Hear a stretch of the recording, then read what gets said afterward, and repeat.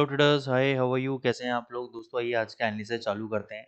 तो सबसे पहले मैं यूरो यूएसडी पे आपको लेकर आना चाहूँगा और आपको मैंने कल बोला था कि अगर इस कैंडल के ऊपर ये क्लोजिंग दे देता है, तो यहाँ पे क्लोजिंग दिया, इसके ऊपर हमने बाई किया और इसने 381 तक का हाई लगाया और ये लेवल था आपका 343 का।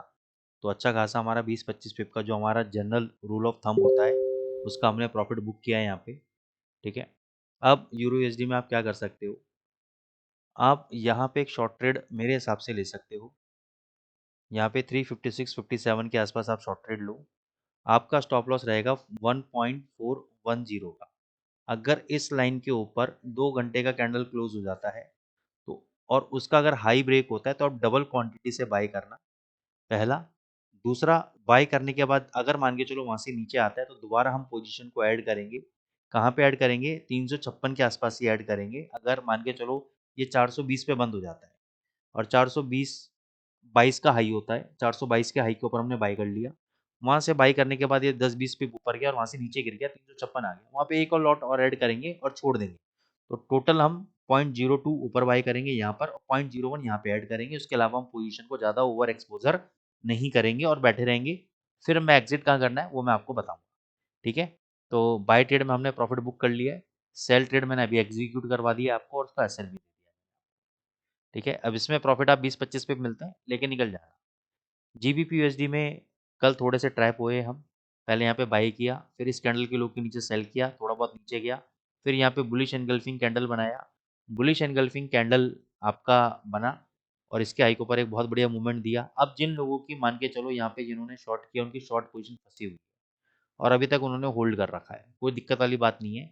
आपका एसएल रहेगा 2500 का, थोड़ा बड़ा एसएल रहेगा। अगर ये 2500 के ऊपर 2 घंटे का कैंडल क्लोज हो गया, उसके हाई के ऊपर डबल क्वांटिटी से बाई करना। अब देखो, डरना मत। यहाँ पे आप कहोगे सर आपका 150-200 पिप का हमारा एसएल कट गया, कोई दिक्कत नहीं है। जब डबल क्वांटिटी से जब आप बाई करोगे तो मान के चलो 100 पिप का आपने टारगेट रखा, मल्टीप्लाई करता हूँ 2 से तो कितना होता है? 200 पिप होता है। और जीबीपी यूएसडी के लिए 300 पिप आम बात है। तो अगर मैं 200 पिप का भी टारगेट लूंगा ऊपर जीबीपी यूएसडी के अंदर, तो 200 इंटू 2 इज इक्वल टू 400 पिप होता है। तो यानी सारा लॉस आपका कवर हो जाएगा, इसलिए टेंशन लेने की जरूरत नहीं है। और हो सकता है ये नौबत आए नहीं, 2500 के लेवल तक ये जाए नहीं, उससे पहले पहले नीचे गिर जाए। ठीक है ना? तो इसलिए अपने पोजीशन में डरने की जरूरत नहीं है। जैसा मैं आपको सिखाया है, बताया है, हिम्मत के साथ बने रहना है। यूएसडी सीएचएफ ऑलरेडी मैंने आपको बाय ट्रेड दे रखा है कि भैया बाय ट्रेड नीचे आने पे डिप पे बाय करो। यहाँ पे चाहो तो यहाँ पर भी बाय कर सकते हो। मेरे को ऐसा लगता है कि 9200 तक ये जा सकता है और उसके ऊपर भी जाएगा। अगर आपको याद हो तो 9100 पे मैंने बाय कराया, 9050 पे बाय कराया जब नीचे जा रहा था। तो हो सकता है बहुत से लोगों का आपका कॉन्फिडेंस ब्रेकअप हो गया हो। ठीक है ना? लेकिन मेरा कॉन्फिडेंस ब्रेकअप नहीं हुआ क्योंकि मैं अपने सिस्टम के अकॉर्डिंग चलता हूँ। ठीक है ना? तो अभी भी अगर आप जो लोग पहली बार हमारी वीडियो को देख रहे हैं, बाय कर सकते हैं। मैं आपको पहले बता दूं, बाय करने से पहले ध्यान रखना है स्टॉप लॉस यही वाला है 8965 का। तो आप देख लेना कितना बड़ा एसएल है। ठीक है ना? और बीच बीच में आपको एवरेज भी करना पड़ेगा इसके अंदर। तो अगर हिम्मत है तो करो, नहीं तो नीचे 9050 डिप मारता है कभी भी तो बाई करो। टारगेट 9200 से ऊपर की टारगेट है, 9300 तक के टारगेट है। गोल्ड में मैंने कल आपको बहुत बढ़िया शॉर्ट करवाया था, 2925 पे बोला था, और जिसको बोला था 2930 जाए वहां भी शॉर्ट कर लेना। 2929.54 गया, वहां से अब आप देख लो कितना चल रहा है।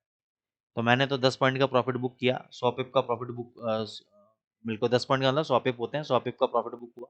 अभी भी आप शॉर्ट पोजीशन यहाँ पे क्रिएट कर सकते हो। मेरे को लगता है कि अभी 2860 तक कम से कम जाएगा। 2910 का आपका एसएल है, 2910 अगर टूटा तो वापस से ऊपर 2920-25 जाएगा, फिर गिरेगा। लेकिन अभी के लिए आप शॉर्ट पोजीशन चाहो तो ले सकते हो। वैसे तो देखो यहाँ पे थोड़ा सा रिस्की मैटर है क्योंकि यहाँ पे भी इसको बाइंग मिला, यहाँ पे भी बाइंग मिला और उसी लेवल पे चल रहा है। तो यहाँ पे शॉर्ट करना थोड़ा सा रिस्की है। मैं रिकमेंड करूंगा कि अगर ये 2925 या 2920 के अगर आसपास आता है तो आप शॉर्ट पोजीशन क्रिएट करो। ठीक है। स्टॉप लॉस अपना 2935 का रखो। 2935 हो जाता है तो वैसे तो 2950 का है, सबसे जानदार स्टॉप लॉस है। लेकिन फिर भी 2920 में शॉर्ट करके 2935 का रखो और नीचे कहीं दोबारा गिरता है तो अपने हिसाब से आप प्रॉफिट को बुक कर सकते हो।